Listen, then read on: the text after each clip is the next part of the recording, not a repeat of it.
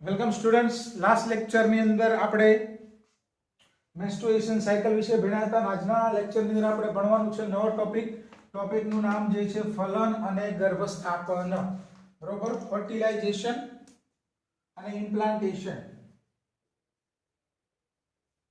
ફલન અને ફલન થઈ ગયા બાદ ફલિતાંડનું ગર્ભાશયની દિવાલમાં સ્થાપન, જેને આપણે બોલશું ફલન અને ગર્ભસ્થાપન એટલે કે ઇમ્પ્લાન્ટેશન.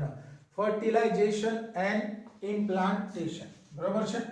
તો પ્રજનનની પ્રક્રિયા દરમિયાન શું થશે? તો કે ભાઈ સમાગમની પ્રક્રિયા દરમિયાન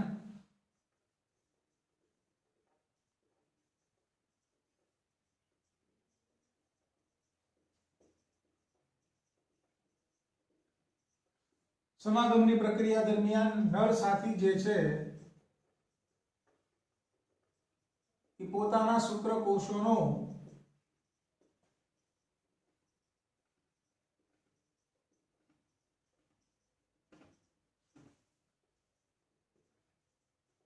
માદાના યોનિ માર્ગની અંદર નિકાલ પ્રેરે છે અથવા તો માદાના યોનિ માર્ગની અંદર ત્યાગ કરે છે. બરાબર. હવે આ શુક્રકોષ જે છે જે ચલિત છે, પોતાની પૂંછડીની મદદથી પ્રચલન કરે છે. ચલિત શુક્રકોષ જે છે એ યોનિ માર્ગ, ગ્રીવા અને ગર્ભાશયમાંથી વહન પામશે, આગળ વહન પામશે. યોનિ માર્ગ, ગ્રીવા, ગર્ભાશયમાં થઈ અંડવાહિનીમાં દાખલ થશે અને ક્યાં પહોંચશે? તો કે એમ્પ્યુલા ઇસ્થમસ જંક્શન. અંડવાહિનીનો જે પહોળો ભાગ છે જેને આપણે બોલતા હતા એમ્પ્યુલા, અને સાંકડો ભાગ જેને આપણે બોલતા હતા ઇસ્થમસ. તો એમ્પ્યુલા ઇસ્થમસ જોડાણ સ્થાન સુધી પહોંચે છે, એમ્પ્યુલા ઇસ્થમસ જંક્શને પહોંચે છે. તો શુક્રકોષ યોનિ માર્ગમાં થઈને ગર્ભાશય, ગ્રીવા માંથી પસાર થઈ અને એમ્પ્યુલા ઇસ્થમસ જંક્શન સુધી પહોંચે છે. આ સમયે જો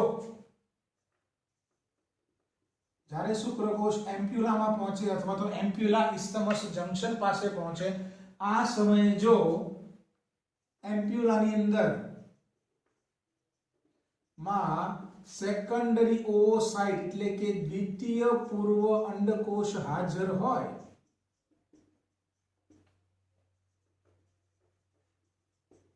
જો એ સમય ત્યાં દ્વિતીય પૂર્વ અંડકોષ હાજર હોય તો શુક્રકોષ જે છે એ દ્વિતીય પૂર્વ અંડકોષ સાથે જોડાય છે. શુક્રકોષ દ્વારા તેનું ફલન થાય છે, મતલબ શુક્રકોષ જે છે એ દ્વિતીય પૂર્વ અંડકોષ સાથે જોડાશે. બરોબર. આપણે ભણીએ છે ફલનની ઘટના. તો મતલબ જો દ્વિતીય પૂર્વ અંડકોષ એમ્પ્યુલા ઇસ્થમસ જંક્શન પાસે હાજર, આપણે અગાઉ વાત થઈ કે ફલનની પ્રક્રિયા એમ્પ્યુલામાં થાય, તો એમ્પ્યુલાની અંદર જો દ્વિતીય પૂર્વ અંડકોષ હાજર હશે તો ઘણા બધા શુક્રકોષો જે છે દ્વિતીય પૂર્વ અંડકોષની ફરતે જે છે ઘેરાશે. બરોબર છે. આગળ તો માની લો કે એમ્પ્યુલાની અંદર દ્વિતીય પૂર્વ અંડકોષ હાજર છે, તો આ જે દ્વિતીય પૂર્વ અંડકોષ જે છે, દ્વિતીય પૂર્વ અંડકોષ ઘણા બધા શુક્રકોષો વડે ઘેરાય છે.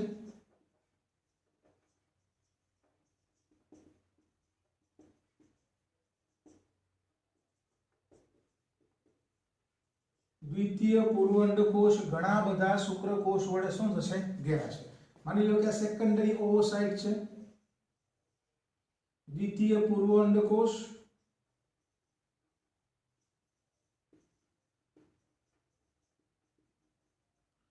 અને આની સાથે કોણ જોડાય? શુક્રકોષ એટેચ થાય. આપણે વાત થઈ હતી જ્યાં સુધી શુક્રકોષ દ્વિતીય પૂર્વ અંડકોષ સાથે એટેચ ન થાય ત્યાં સુધી એની અંદર બીજું પરિપક્વ વિભાજન થાય નહીં. અને આપણે ભણી ગયા દ્વિતીય પૂર્વ અંડકોષ જે છે એમાં વિભાજન ક્યાં અટકેલું હોય? તો દ્વિતીય પૂર્વ અંડકોષ કયા સ્ટેજે એરેસ્ટ થયેલો હોય, પકડાયેલો હોય? તો કે દ્વિતીય પૂર્વ અંડકોષ જે છે એની અંદર વિભાજન અર્ધીકરણ 2 ની ભાજનાવસ્થા 2 ઊભું રહી ગયું હોય, વિભાજન અર્ધીકરણ 2 ની ભાજનાવસ્થા 2 જકડાયેલું હોય.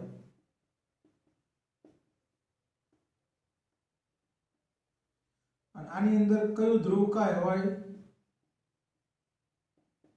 પ્રાથમિક ધ્રુવકાય જે છે હશે. હવે દ્વિતીય પૂર્વ અંડકોષ જેવો સોરી દ્વિતીય પૂર્વ અંડકોશ સાથે જેવો શુક્રકોષ એટેચ થશે એટલે એની અંદર આ જે જકડાયેલું વિભાજન છે અધિકરણ 2 ની ભાજન અવસ્થા 2 જ્યાં વિભાજન ઊભું રહી ગયું હોય ત્યાંથી વિભાજન આગળ વધશે ભાજન અવસ્થા 2 પછી કોષ ભાજનોત્તર અવસ્થા 2 અંત્યાવસ્થા 2 માં જશે અને આની અંદર બીજું પરિપક્વન વિભાજન થશે એટલે શું થશે તો કે દ્વિતીય પૂર્વ અંડકોશમાંથી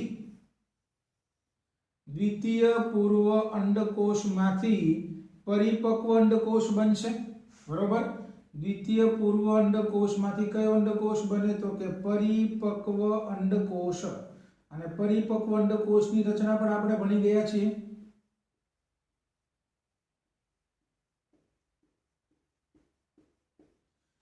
દ્વિતીય પૂર્વ અંડકોશમાંથી શું બની જશે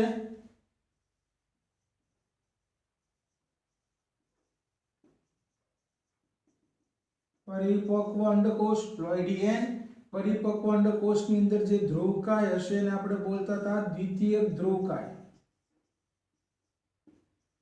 સેકન્ડરી ઓવોસાઇટ્સ બરોબર છે આ કયું આવરણ હતું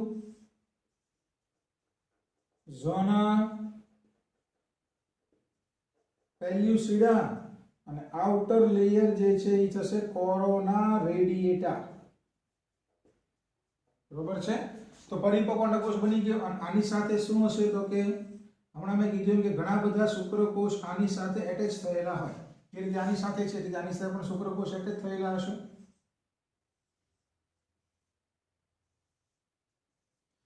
તો જેવો દ્વિતીય પૂર્વ અંડકોશ મુક્ત થાય દ્વિતીય પૂર્વ અંડકોશ સાથે શુક્રકોષ જોડાય એટલે એની અંદર વિભાજન આગળ વધે દ્વિતીય પૂર્વ અંડકોશમાંથી પરિપક્વ અંડકોષ બને પરિપક્વ અંડકોશની રચના આ પ્રમાણે છે દ્વિતીય ધ્રુવકાય હશે હવે અને આ કોરોના રેડિયેટા આ થશે ઝોના પેલ્યુસિડા આ કોષરસ સ્તર અને આ બંને વચ્ચેની જગ્યાને આપણે બોલતા હતા પેરીવાઇટેલાઇન સ્પેસ પેરીવાઇટેલાઇન સ્પેસ આ ગઈકાલે આપણે ભણી ચૂક્યા છીએ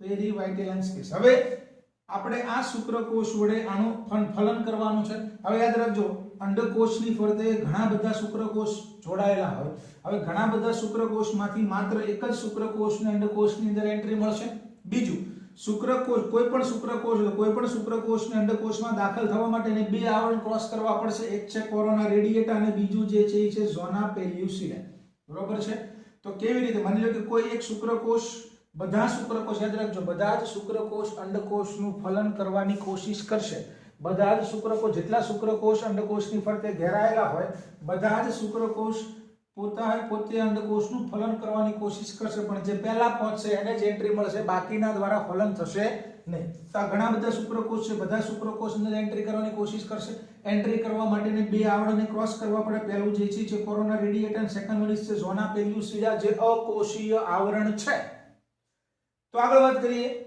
શું થશે કેવી રીતે એન્ટર થશે તો સૌપ્રથમ આપણે વાત કરી હતી તો કે કોઈ પણ શુક્રકોષ હોય આ હોય કોઈ પણ શુક્રકોષ હોય બધા ટ્રાય કરશે તો શુક્રાગ્રની શુક્રકોષની ટોચનો ભાગ શુક્રાગ્રની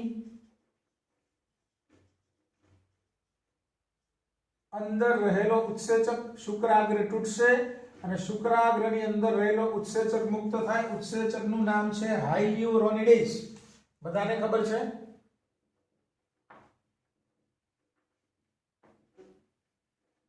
હાયલ્યુરોનિડેઝ ઉત્સેચક જે છે રિલીઝ થશે પ્રોટીએઝ ઉત્સેચક છે બરોબર અને આ ઉત્સેચક જે છે શું મદદ કરશે તો કે શુક્રાગ્રમાંથી હાયલ્યુરોનિડેઝ નામનો પ્રોટીએઝ ઉત્સેચક મુક્ત થશે આ ઉત્સેચક કોરોના રેડિયેટા જે બહારનું આવરણ છે કોરોના રેડિયેટામાંથી પસાર થવામાં મદદ કરશે શુક્રકોષને શેમાંથી પસાર થવામાં મદદ કરશે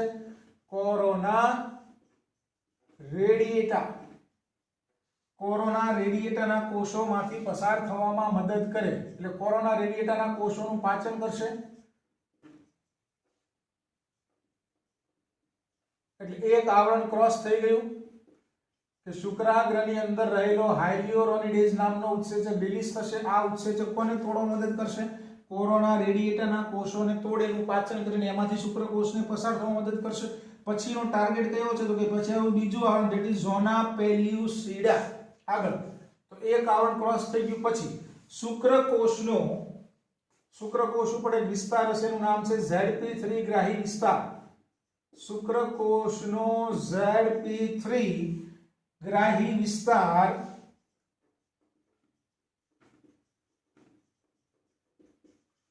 ઝોના પેલ્યુસિડા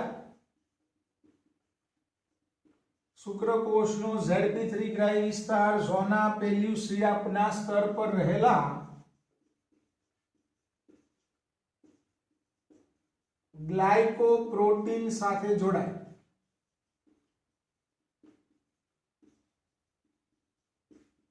શુક્રકોષનો ZP3 ગ્રાહી વિસ્તાર ઝોના પેલ્યુસિડાના સ્તર ઉપર રહેલા ગ્લાયકોપ્રોટીન સાથે જોડાય અને આ જોડાણ થાય એટલે શુક્રકોષમાંથી એક બીજો ઉત્સેચક રિલીઝ થાય. ઉત્સેચકનું નામ છે એક્રોસિન અથવા તો ઝોનાલાઇસિન. એક્રોસિન other name is ઝોનાલાઇસિન નો સ્ત્રાવ થશે. શુક્રકોષમાંથી એક્રોસિન અથવા તો ઝોનાલાઇસિન નો સ્ત્રાવ થશે અને આ ઝોનાલાઇસિન બરોબર શું કરશે તો કે આ ઉત્સેચક શુક્રકોષનો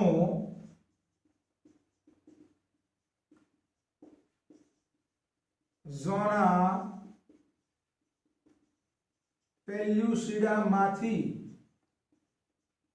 પ્રવેશ શક્ય બનાવે. મતલબ ઝોના પેલ્યુસિડાને તોડશે તો કે ઝોનાલાઇસિન ધેટ ઇઝ એક્રોસિન. બરોબર છે. એટલે શું થશે તો કે કોઈ પણ બધા શુક્રકોષો જે છે એ શુક્રકોષ તેના કોરોના રેડિએટરને તોડશે, પછી ઝોના પેલ્યુસિડાને તોડશે અને અંડકોષ સુધી પહોંચવાની કોશિશ જે છે એ કરશે. બરોબર. આગળ હવે આકૃતિ દોરીએ. સેકન્ડ તો અહીંયા સુધી શુક્રકોષ પહોંચી જશે. કોઈ પણ એક શુક્રકોષને એન્ટ્રી મળશે, બાકીના શુક્રકોષને એન્ટ્રી મળશે નહીં. બરોબર છે. આ સેકન્ડરી ધ્રુવકાય. હવે જેવો શુક્રકોષ આની અંદર એટેચ થશે, બરોબર છે, પરિપક્વ અંડકોષની અંદર કોઈ પણ એક શુક્રકોષનો શીર્ષ અને મધ્ય ભાગ, શીર્ષ, મધ્ય ભાગ અને પૂંછડી. ઘણીવાર ઘણા સસ્તનોની અંદર આખો શુક્રકોષ પૂંછડી સાથે અંડકોષમાં દાખલ થાય અને ઘણા સસ્તનોની અંદર શીર્ષ અને મધ્ય ભાગ. તો શુક્રકોષનો શીર્ષ અને મધ્ય ભાગ જે છે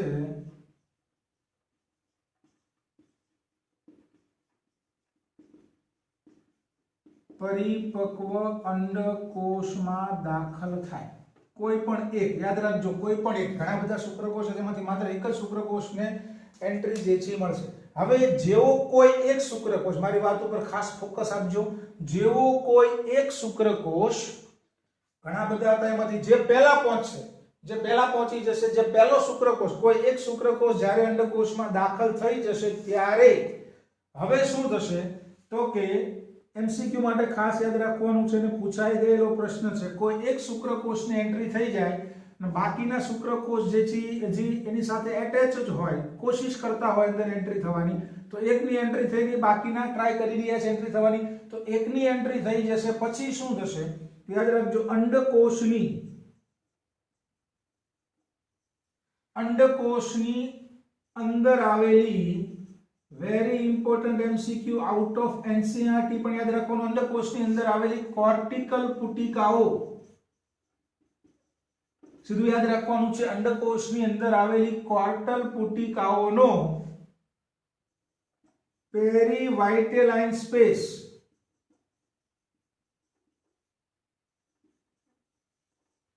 અંડકોષની કોર્ટિકલ પુટિકાઓનો પેરીવાઇટેલાઇન સ્પેસમાં સ્ત્રાવ થાય અને આ સ્ત્રાવની મદદ વડે ફર્ટિલાઇઝેશન શીથ એટલે કે આપણે કહીશું ફલનપડનું નિર્માણ થાય. અને આ ફલનપડ શું કરે છે તો એમસીક્યુ માટે યાદ રાખવાનું છે, આ ફલનપડ અંગ્રેજીમાં બોલવું હોય તો પોલિસ્પર્મી અટકાવે છે. ફલનપડનું કામ શું છે? પોલિસ્પર્મી. પોલિસ્પર્મીનો મતલબ શું થશે?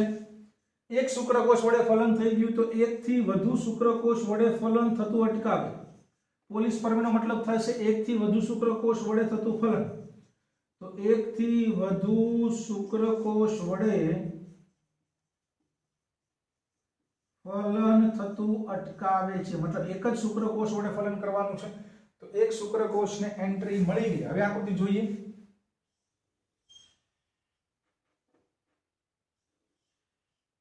આમ છે તો માની લો કે એક શુક્રકોષની અંદર એન્ટ્રી મળી ગઈ, બરોબર છે, તો પેરીવાઇટિલાઇન સ્પેસ દ્વારા પેરીવાઇટિલાઇન સ્પેસની અંદર કોર્ટિકલ પુટિકાઓ, યાદ રાખજો, અંડકોષની અંદર રહેલી કોર્ટિકલ પુટિકાઓનો પેરીવાઇટિલાઇન સ્પેસમાં સ્ત્રાવ થાય, જે ફલન પણ બનાવે, જે પોલિસ્પર્મી અટકાવે, બરોબર. તો એકનો ફલન થઈ ગયું, તો હવે અહીંયા શું બની જશે? એક શુક્રકોષની એન્ટ્રી થઈ ગઈ, ત્યાર પછી અહીંયા ફલન પડ બની જશે, અને આ ફલન પડ બની જાય એટલે બાકીના જે શુક્રકોષ જે છે, જે બહાર રહી ગયા હોય, એની હવે આની એન્ટ્રી થશે નહીં, એની એન્ટ્રી અટકાવવામાં આવશે, એને આપણે બોલશું પોલિસ્પર્મી અટકાવે છે. તો અંડકોષની અંદર રહેલી કોર્ટિકલ પુટિકાઓ, કોર્ટિકલ ગ્રેન્યુલ્સ, પેરીવાઇટિલાઇન સ્પેસમાં સ્ત્રાવ થનાર કોર્ટિકલ પુટિકાઓ દ્વારા ફર્ટિલાઇઝેશન શીથ એટલે કે ફલનપડનું નિર્માણ થશે. ફલનપડનું કામ શું છે કે એક શુક્રકોષને એન્ટ્રી મળી ગઈ, તો હવે બાકીના શુક્રકોષની એન્ટ્રી થવી જોઈએ નહીં, તો તેને આપણે મતલબ પોલિસ્પર્મી. તો એક કરતા વધુ શુક્રકોષ વડે અંડકોષનું ફલન થતું અટકાવે છે, શું થશે? ફલનપડ. બરોબર. આગળ વધીએ તો હવે શું થશે? ફલનપડ બની ગયું, બાકીના શુક્રકોષને આપણે જવા દઈએ. આ ફર્ટિલાઇઝેશન, આ અંડકોષનું કોષ કેન્દ્ર જેને બોલવામાં આવે છે માદા પ્રકોષ કેન્દ્ર. પછી શુક્રકોષ પણ પોતાનું કોષ કેન્દ્ર જે છે એ અંડકોષના કોષરસમાં રિલીઝ કરે, આને આપણે બોલશું નર પ્રકોષ કેન્દ્ર. તો હવે આ બંનેનું ફલન થશે, પણ ફલનની ઘટના જે છે 3 તબક્કામાં થશે. પહેલા શું થાય તો કે પહેલા શુક્રકોષનું કોષરસ અને અંડકોષના કોષરસનું સંયુગ્મન થાય, મતલબ પહેલા શું થશે? કોષરસ સંયુગ્મન થશે, બરોબર. 3 સ્ટેપમાં યાદ રાખજો. ફલનની પ્રક્રિયા આમ જોવા જાવ તો 3 તબક્કામાં થાય. પહેલા શુક્રકોષનું કોષરસ અને અંડકોષનું કોષરસનું સંયુગ્મન, એટલે પહેલા શું થશે? પહેલા કોષરસ સંયુગ્મન થશે, ધેટ ઇઝ પ્લાઝ્મોગેમી. પછી નર પ્રકોષ કેન્દ્ર અને માદા પ્રકોષ કેન્દ્ર જાય, બંનેના કોષ કેન્દ્રનું સંયુગ્મન થાય, જેને આપણે બોલશું કોષ કેન્દ્ર યુગ્મન અથવા તો કોષ કેન્દ્ર સંયુગ્મન, કેરિયોગેમી. પ્લાઝ્મોગેમી, કેરિયોગેમી. પછી બંનેના રંગસૂત્રનું સંયુગ્મન થશે, રંગસૂત્ર યુગ્મન, જેને આપણે બોલશું એમ્ફીમિક્સિસ. બરોબર. રંગસૂત્ર સંયુગ્મન, એમ્ફીમિક્સિસ. એટલે કહેવાનો મતલબ છે હવે પહેલા બંને શુક્રકોષ અને અંડકોષનો કોષરસ ભેગો થાય, એટલે કોષરસ સંયુગ્મન. પછી બંનેના નર પ્રકોષ કેન્દ્ર અને માદા પ્રકોષ કેન્દ્ર ભેગા થશે, કોષ કેન્દ્ર સંયુગ્મન. અને પછી બંનેના રંગસૂત્રનું ભેગું થઈને આપણે બોલશું એમ્ફીમિક્સિસ, રંગસૂત્ર સંયુગ્મન. એટલે કહેવાનો મતલબ છે કે હવે બંને શુક્રકોષ અને અંડકોષ બંને જોડાઈ જશે, અને n+n, નર પ્રકોષ કેન્દ્રની પ્લોઇડી n, માદા પ્રકોષ કેન્દ્રની પ્લોઇડી n, અને n+n આના શું બનાવશે? ફલિતાંડ, આ તો આપણે બોલશું યુગ્મનજ, જેની પ્લોઇડી થશે 2.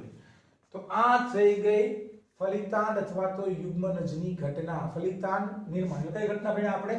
ફલન, ફર્ટિલાઇઝેશન. આ ઘટના ક્યાં થશે? ફલનની ઘટના ક્યાં થશે?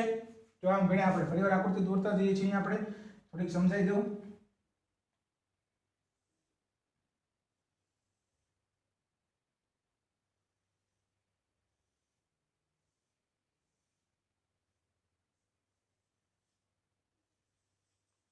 આમાંથી દ્વિતીય પુરુંડકોષ છૂટો પડશે.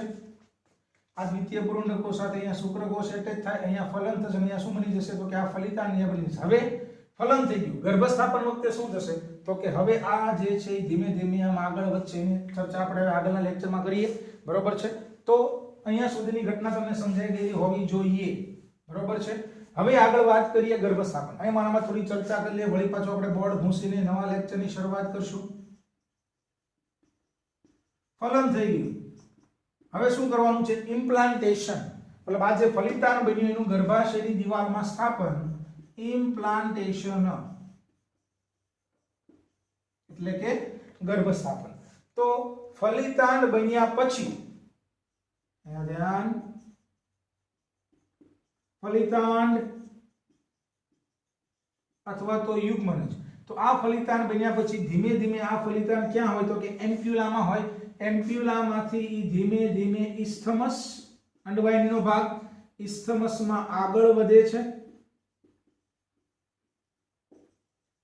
અને ઇસ્થમસમાં જ્યારે આગળ વધે ક્યાં તરફ આગળ વધે ગર્ભાશય તરફ આગળ વધે ત્યારે એની અંદર યાદ રાખજો વિખંડન થાય. વિખંડનનો મતલબ થાય છે ક્લેવેજ. બરોબર છે. આકૃતિ દોરીએ.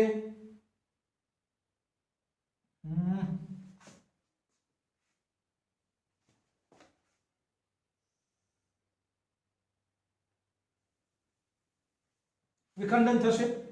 શું થશે તો કે યુગ્મનજ મતલબ એક કોષ હતો એમાં વિખંડન થશે. 1 માંથી 2, 2 માંથી 4, 4 માંથી 8, 8 માંથી 16 અને 16 માંથી 32 કોષીય અવસ્થા જે છે અસ્તિત્વમાં જે છે આવશે. બરોબર છે.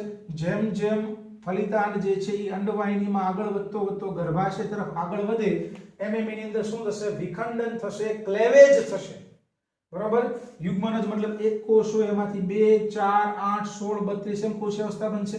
યાદ રાખજો 2, 4 કોષીય અવસ્થા જે છે બરોબર 2 થી 4 કે 8 કોષીય અવસ્થા જે છે આને બોલવામાં આવે છે બ્લાસ્ટોમર. બ્લાસ્ટોમર. 8 થી 16 કોષીય અવસ્થા જે છે એને બોલવામાં આવે છે મોરુલા અવસ્થા. મોરુલા અવસ્થા. અને 32 કોષીય અવસ્થા જે છે બરોબર જેને આપણે બોલશું બ્લાસ્ટોસિસ્ટ.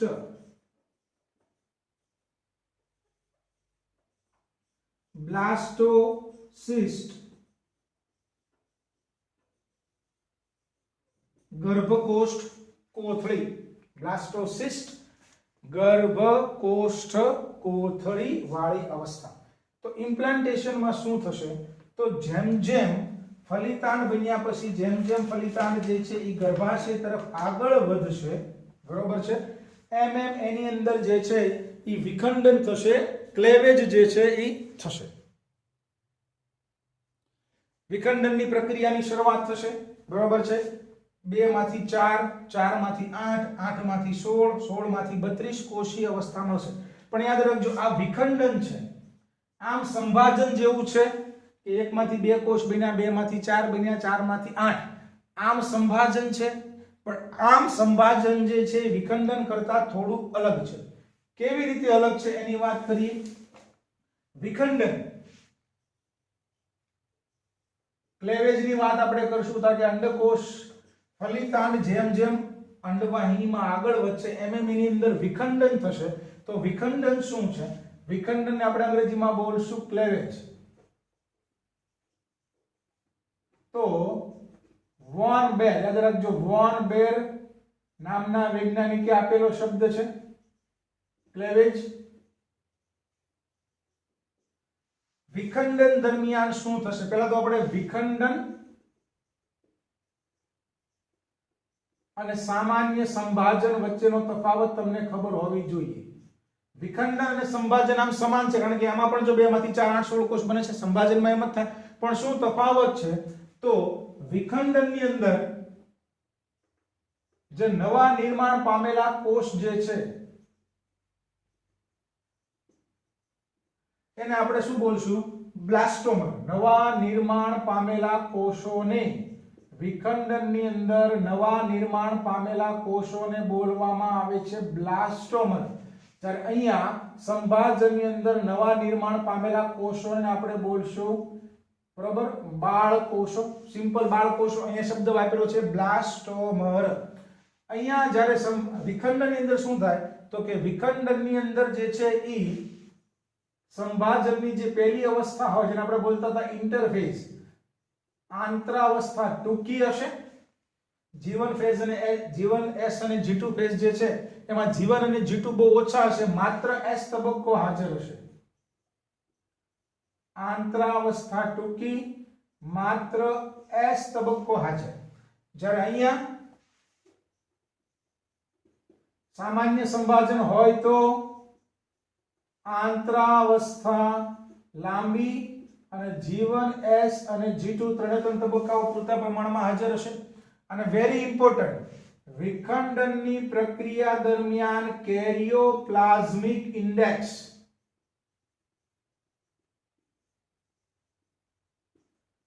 વધે છે. ન્યુક્લિયોસાઇટોપ્લાઝમિક રેશિયો કેરિયોપ્લાઝમિક ઇન્ડેક્સ વધે છે જ્યારે સામાન્ય સંભાજનની અંદર કેરિયોપ્લાઝમિક ઇન્ડેક્સ જે છે એ અચળ રહે છે. બરાબર. તો આ જે છે વિખંડન અને સંભાજન વચ્ચેનો તફાવત છે. બરાબર છે. હવે તો હું તમને વિગતવાર સમજાવું. પહેલા વાત કરીએ યુગ્મનજ. અહીંયાથી થોડું કાઢી નાખીએ. અહીંયા થોડું જોતા રહેજો. બરોબર. બોર્ડ વર્કની બુકના ફોટામાં કદાચ નહીં આવે કારણ કે આપણે આગળ હવે નવા ટોપિકની શરૂઆત કરવાની છે. બરોબર છે. સ્ક્રીનશોટ લઈ લેજો. તમારે વિડિયો જોતી હોય તો તમારે શું લઈ લેવાનો? એક સ્ક્રીનશોટ જે છે એ લઈ લેવાનો. આગળ વધવાની શરૂઆત કરીએ પહેલા થોડોક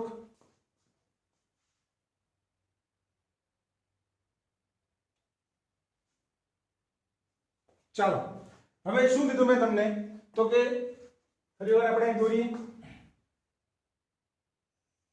વિગતવાર.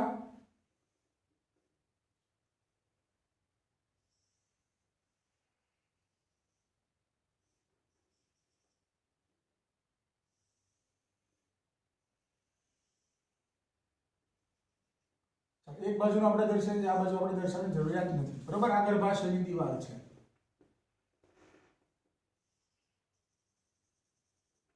યુટ્રસ.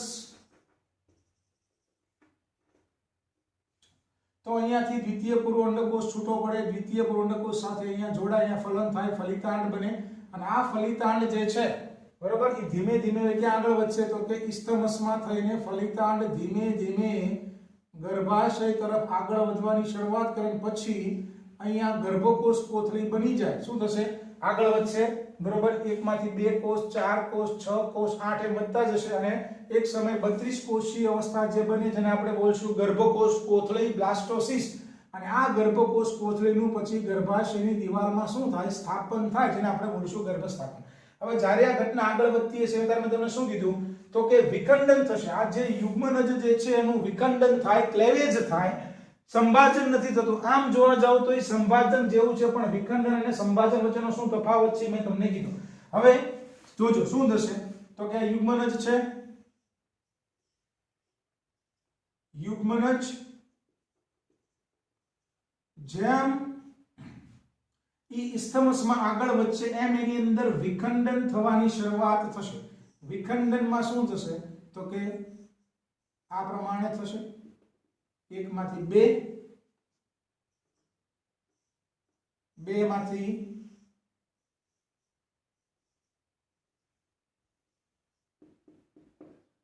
4 કોષીય અવસ્થા, 4 માંથી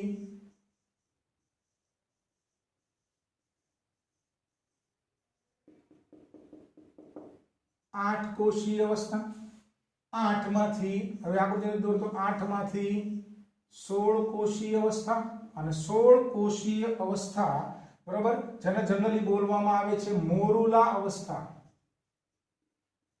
16 કોષીય અવસ્થા જેને બોલવામાં આવે છે મોરુલા અવસ્થા. અને આ મોરુલા અવસ્થામાંથી પછી કોનું નિર્માણ થશે? 32 કોષ જેને આપણે બોલશું ગર્ભકોષ કોથળી. આ રચના સમજવા જેવી છે. ગર્ભકોષ કોથળીનું જે છે એ નિર્માણ જે છે એ થશે. બરોબર. જેને આપણે બોલશું બ્લાસ્ટોસિસ્ટ. બ્લાસ્ટોસિસ્ટ ગર્ભકોષ કોથળી. પહેલા ગર્ભકોષ કોથળીની રચના સમજી લઈએ. ગર્ભકોષ કોથળીની બહાર આવેલા કોષો જે છે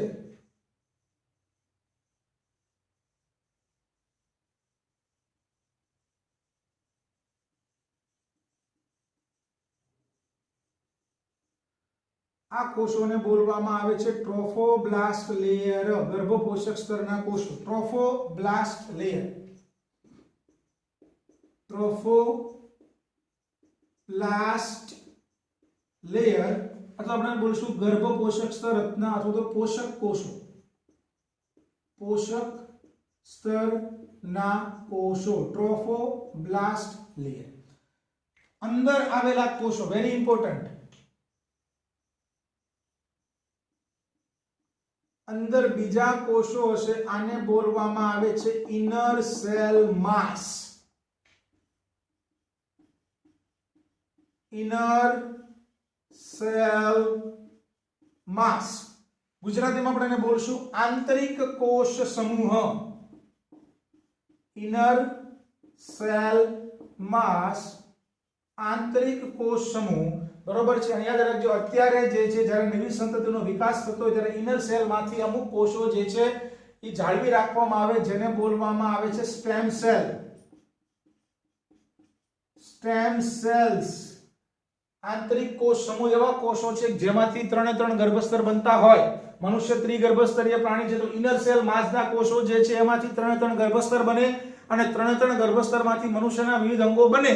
તો આ જે ઇનર સેલ માસ જે છે બરોબર હાલમાં જે છે એ અમીર લોકો હોય તો પોતાના નવી સંતતિ જે ઉત્પન્ન થતી હોય તો પોતાના બાળકના ગર્ભકોષ કોથળીમાંથી જ્યારે નવી સંતતિનો વિકાસ થતો ત્યારે ગર્ભકોષ કોથળીમાંથી આ ઇનર સેલ માસના કોષોને લઈ લેવામાં આવે જેને બોલવામાં આવે છે સ્ટેમ સેલ અને પ્રિઝર્વ કરી દેવામાં આવે કે ભવિષ્યમાં આ સ્ટેમ સેલ એવા કોષો છે જેમાંથી તમારી આખા શરીરના તમામ કોષો બનેલા હોય. તો આ જે ઇનર સેલ માસના કોષો જે છે બરોબર જે તમારા શરીરના કોઈ પણ ભાગના કોષો બનાવી શકે છે, કોઈ પણ ભાગનું નિર્માણ કરવા માટે કેપેબલ છે તો આવા કોષોને બોલવામાં આવે છે સ્ટેમ સેલ જેને લઈને રાખી મૂકવામાં આવે છે ભવિષ્યમાં.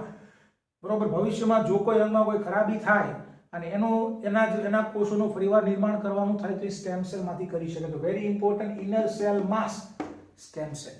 બરોબર સ્ટેમ કોષો તરીકે પસંદ કરવામાં આવે છે. તો આ વાત થઈ ગઈ વિખંડનની. આ શું છે? વિખંડન. સંભાજન નથી, વિખંડન છે. હવે યાદ રાખવાનું છે તમે જો આકૃતિમાં તમે જોઈ શકો છો એકમાંથી બે યુગ્મનજમાંથી બે બન્યા 4 8 16 કે 32 કોષીય અવસ્થા જે બની આકૃતિ ભલે આપણે થોડી મોટી દોરી પણ આનું કદ જે છે એ સેમ ટુ સેમ આના જેટલું જ હશે. તો યાદ રાખવાનું છે અંડકોષની અંદર ફાઇનલી જે આ ગર્ભકોષ કોથળી જે બને બરોબર એ અવિભાજિત અંડકોષ જેવી જ રચના છે. મતલબ વિખંડન દરમિયાન આનું કદ વધતું નથી. ભલે દેખાય છે સમજો એકમાંથી 2 4 8 16 બન્યા આ ભલે થોડી આપણે આકૃતિ આપણે સમજવા માટે મોટી દોરી બાકી આનું કદ જે છે આના જેટલું જ હશે. બરોબર તો યાદ રાખવાનું છે બ્લાસ્ટોસિસ્ટ જે છે એમસીક્યુ પોઈન્ટ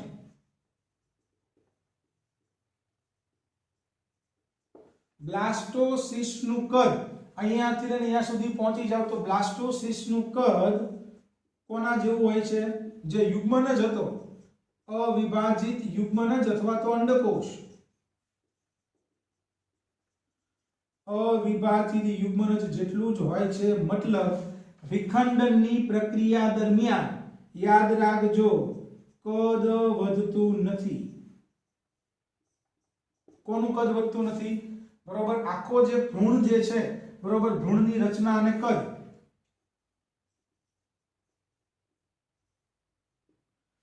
ભ્રૂણના કદમાં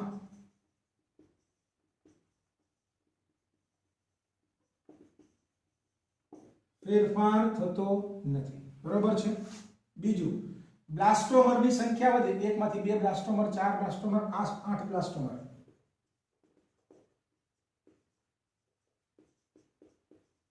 બ્લાસ્ટોમરની સંખ્યા વધે છે. અંદર રહેલા કોષોની સંખ્યા વધશે પણ કદ વધતો નથી. બરોબર અને જે આ વિખંડન થાય છે એકમાંથી 2 બ્લાસ્ટોમર 4 બ્લાસ્ટોમર 8 બ્લાસ્ટોમર તો યાદ રાખવાનું છે કેવા પ્રકારના બ્લાસ્ટોમર છે કેવું પ્રકારનું વિખંડન છે. સીધું આપણે મનુષ્ય માટે યાદ રાખજો મનુષ્યની અંદર અનઇક્વલ હોલોબ્લાસ્ટિક અંગ્રેજીમાં જ આપણે બોલશું અનઇક્વલ વિખંડનના પ્રકારો છે એમ આપણે જવાનું નથી પણ તમારે યાદ રાખવું છે મનુષ્યમાં અનઇક્વલ હોલોબ્લાસ્ટિક પ્રકારનું અનિર્ધારી વિખંડન જોવા મળે છે.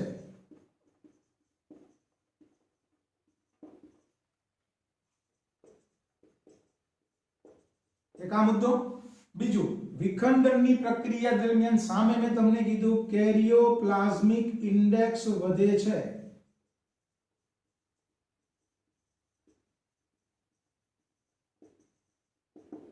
Very important. બ્લાસ્ટોસિસ્ટ જો યાદ રાખજો એમસીક્યુ માટે this is out of NCERT but very important. જ્યારે તમને પરીક્ષામાં પૂછે વિખંડન માટે નીચેનામાંથી સાચા કે ખોટા વિધાનો પસંદ કરો, તો જ્યારે વિખંડન થતું હોય ત્યારે બ્લાસ્ટોસિસ્ટ નું કદ જે છે, ફાઇનલ જે કદ બનશે યાની જેટલું જ હોય, મતલબ ભ્રૂણના કદમાં કોઈ ફેરફાર થતો નથી. યુગ્મનજનું જેવડું કદ હશે એટલું જ 32 કોષીય અવસ્થા એટલે કે ગર્ભકોષ કોથળીનું કદ હશે. પણ અંદર આ જે બ્લાસ્ટોમર જે છે, બ્લાસ્ટોમરની સંખ્યા વધે, બ્લાસ્ટોમરની સંખ્યા વધે, પણ બ્લાસ્ટોમરનું કદ યાદ રાખજો, બ્લાસ્ટોમરના કદની વાત કરું છું. બ્લાસ્ટોમરની સંખ્યા વધે પણ એનું કદ ઘટે. કેવા પ્રકારનું વિખંડન છે? અનઇક્વલ હોલોબ્લાસ્ટિક પ્રકારનું અનિર્ધારી વિખંડન, અને વિખંડનની પ્રક્રિયા દરમિયાન કેરિયોપ્લાઝમિક ઇન્ડેક્સ વધે છે. અને લાસ્ટ એમસીક્યુ, અલગ અલગ સજીવોની અંદર મેં તમને કીધું એમ કે વિખંડનના ઘણા બધા પ્રકારો છે. હોલોબ્લાસ્ટિક, બરોબર છે, ઇક્વલી હોલોબ્લાસ્ટિક, અનઇક્વલી હોલોબ્લાસ્ટિક, મેરોબ્લાસ્ટિક, ઘણા બધા વિખંડનના પ્રકારો છે. પણ આપણે ખાલી મનુષ્યમાં કેવું જોવા મળે છે યાદ રાખજો, અનઇક્વલ હોલોબ્લાસ્ટિક પ્રકારનું અનિર્ધારી વિખંડન છે. અને એક એમસીક્યુ યાદ રાખવાનો છે કે અંડકોષની અંદર જરદીનું પ્રમાણ, વિખંડનની પેટર્ન શું હશે અને કેવી રીતે વિખંડન થશે એનો આધાર અંડકોષની અંદર રહેલા યોક એટલે કે જરદીના પ્રમાણ ઉપર આધારિત હોય છે. તો આ પણ એક એમસીક્યુ છે.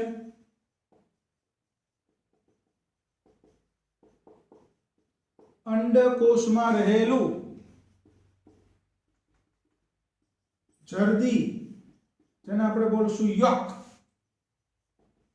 નું પ્રમાણ વિખંડનની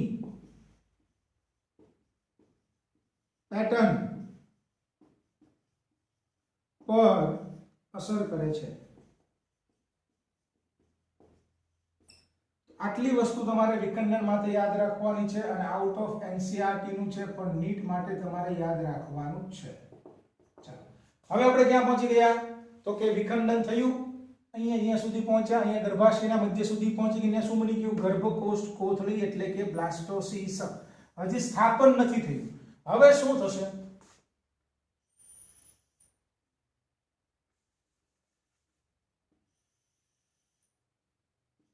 આ ગર્ભાશયની દીવાલ છે, બરોબર? આ કોઈ દૂર છો, ગર્ભાશયની દીવાલ, આ છે ગર્ભકોષ કોથળી. બહાર આવેલા કોષોને આપણે શું બોલતા હતા? ગર્ભકોષ કોથળીની બહાર આવેલા કોષો, આ જે છે ગર્ભકોષક સ્તરના કોષો, અને આ જે છે ઇનર સેલ માસ. તો શું થશે? હવે બહાર આવેલા જે ગર્ભકોષક સ્તરના જે કોષો જે છે, જે ટ્રોફોબ્લાસ્ટ સેલ જે છે, એ ચોક્કસ પ્રકારના ઉત્સેચકોનો સ્ત્રાવ કરશે. ચોક્કસ પ્રકારના ઉત્સેચકોનો સ્ત્રાવ કરશે. આ ઉત્સેચકો શું કરે? તો કે આ જે એન્ડોમેટ્રિયમ છે, ગર્ભાશયની દીવાલ જે છે એન્ડોમેટ્રિયમ, એના થોડાક ભાગનું શું કરશે? તો કે આટલા ભાગનું માની લો કે પાચન કરશે, એટલા ભાગને તોડશે, અને પછી આ ગર્ભકોષ કોથળી જે છે એ આ ભાગની અંદર જે છે એ બેસી જશે. પહેલા આંતરિક કોષ સમૂહ ચોક્કસ પ્રકારના ઉત્સેચકોનો સ્ત્રાવ કરે, અને આ ઉત્સેચકો ગર્ભાશયની દીવાલનું પાચન કરે, અને પછી એ ખાલી પડેલી જગ્યામાં ગર્ભકોષ કોથળી જે છે ઘેરાઈ જશે. અને હવે આવું થાય એટલે ગર્ભાશયની દીવાલ જે છે થોડી ઘણી વિકાસ પામીને આ ગર્ભકોષ કોથળીને પોતાની અંદર જે છે એ ઘેરી લેશે, બરોબર? આ ઘટનાને બોલવામાં આવે છે ગર્ભસ્થાપન. સમજાય છે? શું થશે? તો કે ગર્ભપોષક સ્તરના કોષો ચોક્કસ પ્રકારના ઉત્સેચકોનો સ્ત્રાવ કરે અને ગર્ભાશયની દીવાલના અમુક ભાગને પચાવે, અને ખાલી પડેલી જગ્યામાં પછી ગર્ભકોષ કોથળી ગોઠવાય, અને પછી શું થાય? ગર્ભાશયની દીવાલ થોડી ઘણી વિકાસ પામીને ગર્ભને પોતાની અંદર ઘેરી લે છે, પોતાની અંદર જે છે સમાવી લેશે.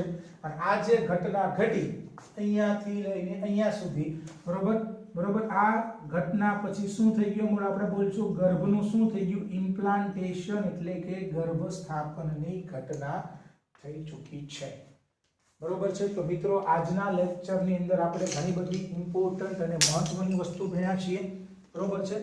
ફલન અને ગર્ભસ્થાપન પહેલા આપણે ભણ્યા ફર્ટિલાઇઝેશન, અને ત્યાર પછી ભણ્યા આપણે ગર્ભસ્થાપન કેવી રીતે થશે એની પણ મેં તમને વાત કરી. જ્યારે યુગ્મનજ આગળ વધે, ફલિતાન આગળ વધે, ત્યારે એની અંદર વિખંડન થાય. વિખંડન અને સંભાજન વચ્ચે શું તફાવત છે? વિખંડન દરમિયાન કઈ કઈ ઘટના થશે?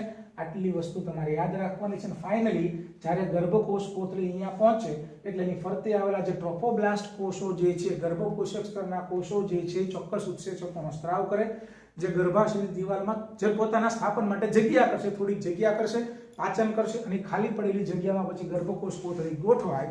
અને જેવી ગર્ભકોષ કોથળી ત્યાં ગોઠવાય એટલે ગર્ભાશયની દિવાલ વિકાસ પામીને પોતાની અંદર સમાવી લેશે, પોતાની અંદર ઘેરી લેશે. આ ઘટનાને આપણે બોલશું ઇમ્પ્લાન્ટેશન, ગર્ભસ્થાપન. અને ગર્ભસ્થાપન થઈ ગયા પછી હવે આમાંથી 9 મહિના પછી મતલબ 9 મહિના સુધી આમાંથી નવી સંતતિનો વિકાસ થશે. અને આમાં 9 મહિના પછી એમાંથી નવી સંતતિ, બાળ સંતતિ તરીકે એનો શરીરની બહાર જે છે પ્રસવ જે છે થશે. બરોબર. તો આજના લેક્ચરની અંદર આપણે ફલ અને ગર્ભસ્થાપન પહેલા વ્યવસ્થિત સમજજો, વિચારજો. જો કોઈ પ્રોબ્લેમ હોય તો મને ફોન કરીને પૂછજો. પણ વિડીયોને લાઈક કરજો, શેર કરજો, પહેલેથી છેલ્લે સુધી જોતા રહેજો અને બોર્ડ વર્કની બુક જે છે બનાવતા રહેજો. મળીએ નેક્સ્ટ લેક્ચરની અંદર આગળની ઘટના અને થોડાક MCQS ની ચર્ચા આપણે કરીશું. તો મળીએ નેક્સ્ટ લેક્ચરની અંદર.